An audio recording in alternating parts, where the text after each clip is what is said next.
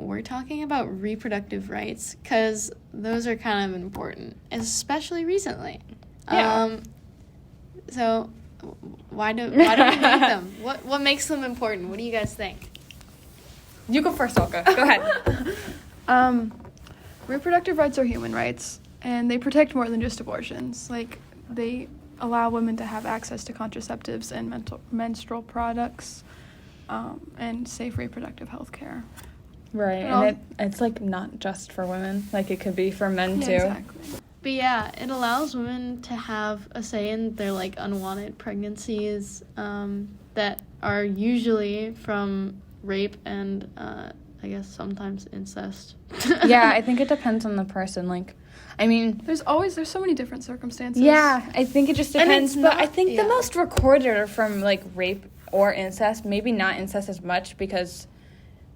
most cases that I've seen, incest, they're, like, locked up at home. Yeah, they and it's don't also, really get to like, leave. really, it makes me frustrated when people talk about pro-life stuff and they don't necessarily consider all of the, like, Facts. situations that people can be in, because I feel like a big one, especially in America, is, like, low-income families, like, or people, like, let's say, like, living in a, what do you fucking call it? Someone lives in a, like, crack houses, right? Like, if someone gets, if you're, like, addicted to drugs and you're in, like, a bad situation and you, like, get, like, wasted and have sex with someone and end up being pregnant, and then you're gonna bring a child into that situation, like, it just doesn't seem right for that person if they wanted to abort their child because they're like, I'm up and I don't want to make my kid up. all right. But, like, yeah. I mean, like, I think it doesn't make sense, right? Yeah, I think... It's completely unfair. Most people who think, oh, I'm pro-life, they don't think of all the circumstances that women go through. Like, it's not just... oh, I'm with my partner and we're pregnant, but we're not ready. It's not a black and white situation every time. It's There's like, it all so depends. So many different things that could be happening. Yeah. That nobody knows about. Exactly. Like, which is why most go unrecorded. and taking them away just makes it dangerous. Like, they're still gonna happen. Especially for young children. Like, they're being brought up in this world of, like, this is not okay. But, like, it is okay because it protects us, it keeps us safe, it keeps us alive. Well, either way, they're important. Yeah. And Olga had a good point about the fact that when and if abortions do become illegal, it doesn't necessarily stop them, it just makes them unsafe. Yeah, and, like, really, like, I mean, like, you see those protests with the women, like, holding up the clothes hangers. Yeah. Like, right? do you think that's okay? Do you think that's safe? But it's gonna happen if it's legal or not. Making it illegal just makes it unsafe. It's gonna kill people. Yeah. You're not gonna have this safe, sterile environment to, like, remove this thing, basically a parasite, out of you. Yeah, and I also feel like it's just frustrating. It's frustrating that the women don't have... like what they need. A say in reproductive rights. Like, we're still, like, in the very, like, beginnings of women, like, gaining a platform in politics. Like, it wasn't even that long ago when we still couldn't vote. But it's interesting to see, especially in society, and this is affected too in, like, in other places in politics, how we made progression, and then recently we're sort of backpedaling on a lot of that. Yeah. So, and if they put a ban on it here, what's not to say that they're going to try and start controlling other countries into, like, talking to their rulers and being like, hey, you should also make this illegal. Yeah. Join. Like, it just, what could happen to other people in other places. I think everybody just needs to mind their business. Yeah. Like, it's none of their business. Especially men. Like, men. Yeah. Like, why do men think that they have, like, any sort of say in women's bodies? Like, most of these they're things. incapable of pregnancy. They don't really understand. What if what's the procedure called when A vasectomy? a vasectomy? Yeah. So, like, okay, what if, because, you know, a lot of pregnancies, like, when people are trying to have children, and if it gets beyond, like 35 or 40, then it starts to be, like, dangerous, more unsafe. Right. Children can be born, like, with a lot of disabilities and problems. What if we were just like, hey, man, new law, you have to get a vasectomy at 35. But, like, how would they feel? Like, having all these people control what they have to do. Yeah. Like, making it a law. If women How were much in you the wanna point of bet? power, and Yeah. women were like, we don't want you... No, we don't want to create want more you- children. Yeah. We don't want you impregnating all these women. So, at 35, snip, snip. I Or don't know. if you're in a committed relationship and you're like, we're not ready for children, just get a vasectomy. And then when you feel like you're ready, just get it reversed. Like, it's not, Yeah. like, it's more smart. It's, like, not smart, but, like, safer that way. Yeah, but they wouldn't like it. So. No, that's true. Yeah. True. But these are some quotes that we picked out that we thought were important and well said. So, Katha Pollitt says, young women need to know that abortion rights and abortion access are not presents bestowed or retracted by powerful men or women, not so commonly, presidents, Supreme Court justices, legislators, but freedom won, as freedom always is by people struggling on their own behalf. I really like the way that was written. Like, it's just, it's more, it's less about, I don't know. Killing children. And it's, yeah. More about talking about how, like, Having this access will show younger women and children that they're safe, that they have this choice to keep them in there. I also think that our society tries to overfilter a lot of things related to sexual health. Right. And it's kind of part of our culture.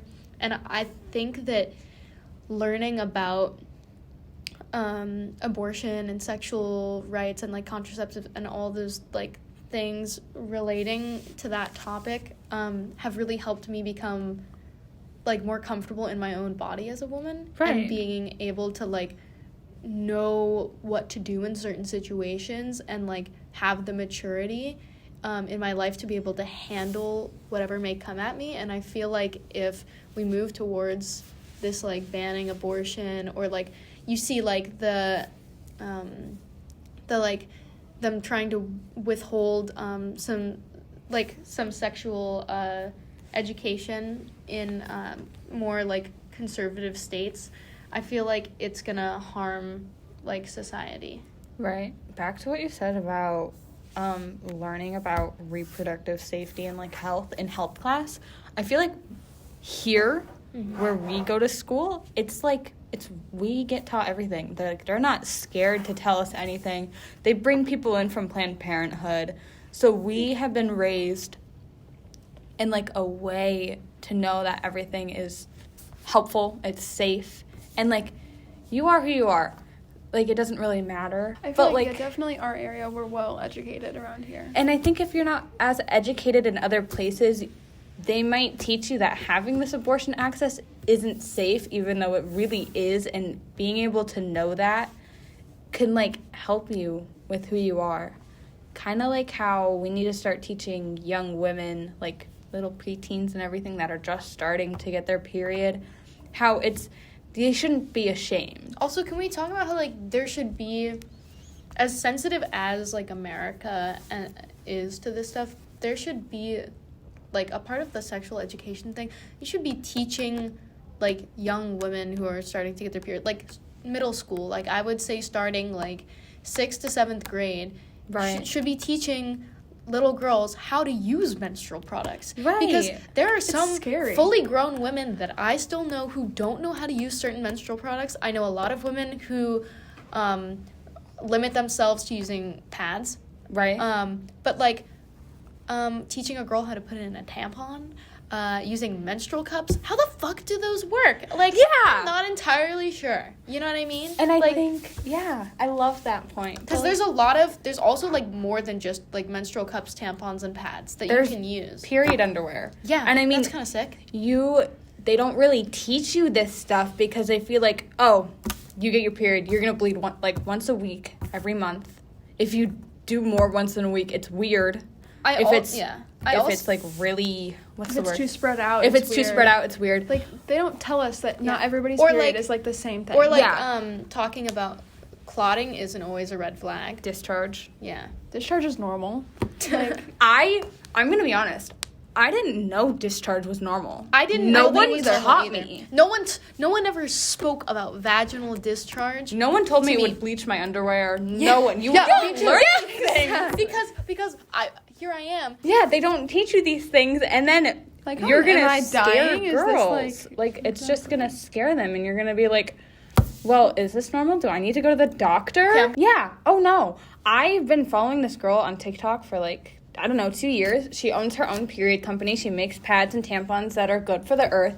Her name is Nadia, and people think it's weird that all she does is teach about periods. Like, they think they make it think like it's her personality. They're like, oh, your personality's about periods, you're weird. They think she overdoes it, but it's clearly not talked about enough because it's necessary. Like, why do people feel like they have to go to the internet to learn these things? Yeah. Like, they should be being taught this in school. Exactly. And you want to know what? She doesn't only talk about reproductive health. Like, she talks about periods. She talks about contraceptives. She even had, like, on her website, you can even request, like, you can send her your school information, and they will go and email your school and request their period products be used at the school. Like, for free access. I've seen Free that. access, and, like, they'll do it at works. Because, Also, like, it's like, just not talked about. Even, like, as supportive as our high school is, I'm pretty sure that, like, okay, so they weren't in middle schools. Like, menstrual products, like free menstrual products in, like, little bins weren't in our middle schools. But I'm pretty sure it was only, like, it was only, like, after our sophomore year that we started seeing menstrual products in the bathrooms, right? Yeah. Like, because we started high school and they weren't being offered for free. No, and I remember freshman year, they had, like, bags of condoms to make sure kids were having safe sex, but then they took them away. Because, like, we don't want to promote kids having sex. This is inappropriate. Yeah. It's just, I don't know. It's, like... Some, like, the condoms, for example, it's, like, hard for some kids to talk to their parents about that. So, like, it's necessary. And for some kids who can't, like, drive, they can't just walk to Planned Parenthood and be like, hey, I need some condoms. Exactly, Or I like, need it's to talk to you necessary. about birth control. Like, it's just not Yes. accessible for Some many. people Especially need because we them. live in a small town that's, like, It's weird. it's a far, if you were to try to walk to Ithaca. Oh, yeah. that would No. not be, Because I'm pretty sure Planned Parenthood and Ithaca's are only Planned Parenthood around us. Yeah.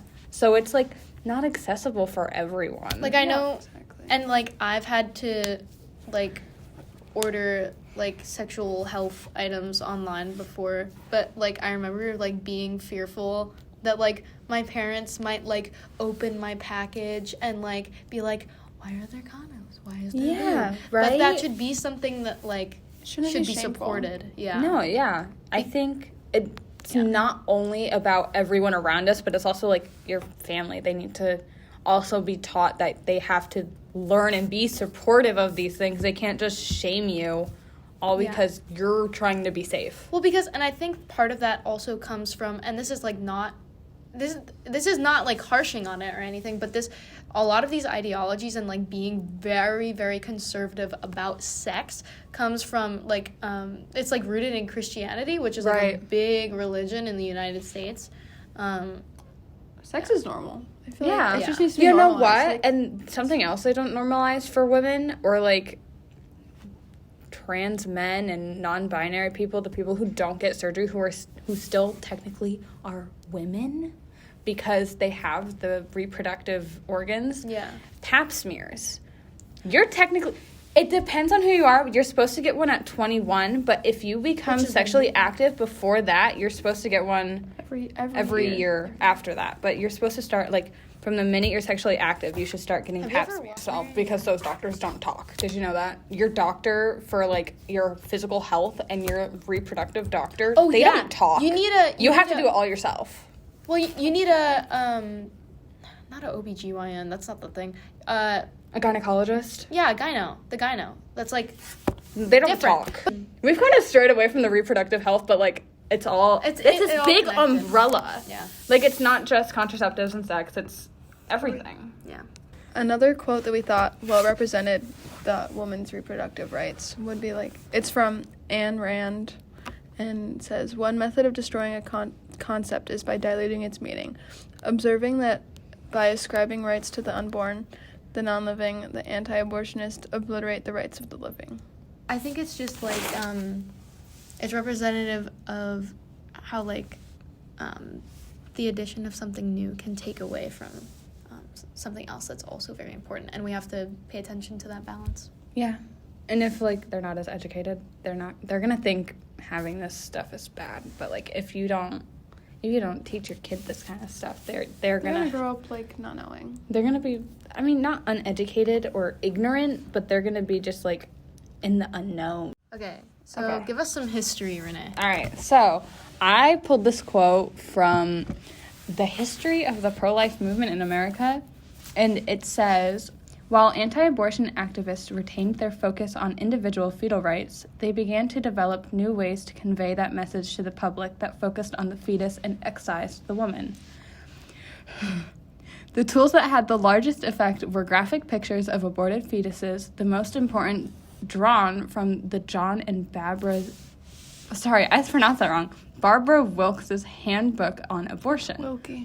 Wilkie? It's my grandma's name. Oh, Wilkie. My bad. Barbara Wilkie. This was written by Jennifer L. Holland. And I think, I mean, not that I know that the writer is pro-life, but, like, I think the way they wrote it was, like, really well, because it helps you understand, like, they're less about the woman and they're more about the, like, fetus or, like, as we know, cells. I think the people who are pro-life who aren't, doing it for the wrong reason or trying to be controlling in the way that some people may be, and also the ones that are, I think the pro-life movement is on the leftist side of things, like on the Democratic side of things, we only think about the extremists. Yeah. And I think that it's helpful to just, like, tone it down a bit and think about how, like, okay, these people just, like, care about, like, so you just need to understand their backstory. Yeah. I've seen a few things on TikTok, actually, from this woman who is pro-life, but she's not an extremist. She is pro-life because in her eyes, I mean, she wants a choice, so she's not, like, pro-choice, but, like, if she had the choice, she wouldn't get an abortion. She wanted to keep her children.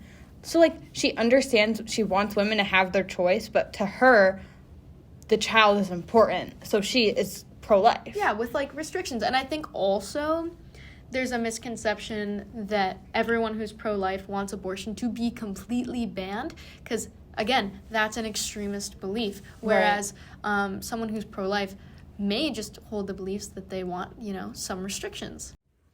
All right, so we're just gonna talk about some, like, rebuttals or some interesting takes that we have relating to being pro-choice.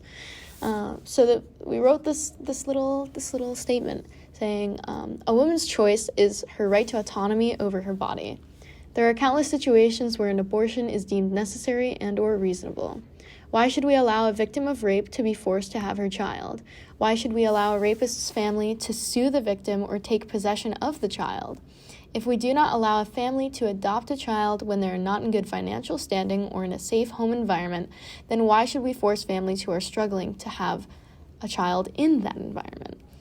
Why can a 12-year-old girl walk into an adoption facility and be turned away, yet under Texas law, when a teen girl requests to be put into an abortion clinic, she is denied access? I like that. It's really good because, like, not only is it talking about the importance, but, like, it's also, like, kind of here's where your logic doesn't make sense. Like, okay, you're pro-life, but listen to this. Does this logic make sense to you? If you're going to allow this young child to have a child, but if in, like, the real life, if they wanted to adopt this child, they couldn't. Yeah. Like, does this There's coincide, make sense? Yeah. I think there's a really good video, and it's by the Mothers Against Greg Abbott. They made a video kind of like similar to what you wrote, how they have this 12-year-old actor come in to an adoption service requesting to adopt a child. And they're like, no, you're too young, you can't. And then they have another child, maybe 16, I'm not really sure, but she comes in requesting an abortion.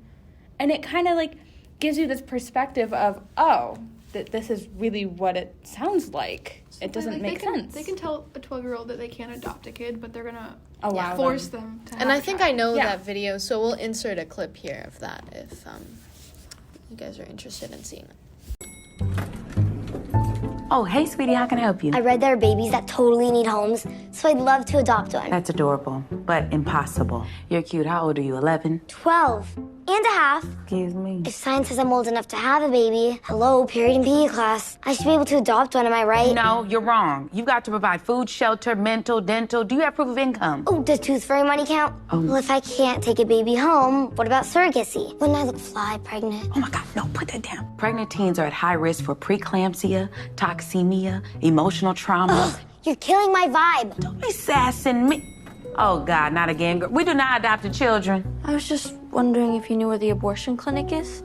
Oh, I'm so sorry, but this day closed all of them. Thanks.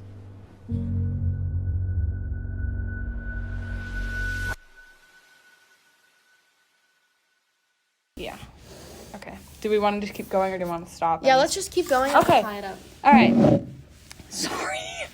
Okay, so we're going to talk about our thoughts on the pro-life movement.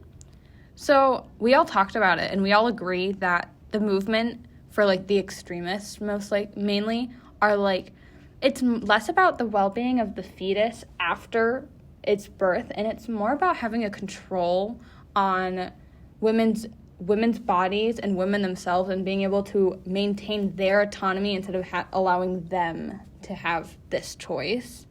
Yeah. And I think the bottom line is really that old men who are incapable of pregnancy should not be the ones deciding women's they bodies. shouldn't be able to make these laws controlling them. And I think it's also, and you know, people will say it's our generation is soft, Generation Z is soft, but we're not the only ones who are fighting for this choice, because there is the millennials and the Gen X, and there's even women who fought back when there was a women's movement in the, I don't know, was it the 80s? I don't know, in the 1900s.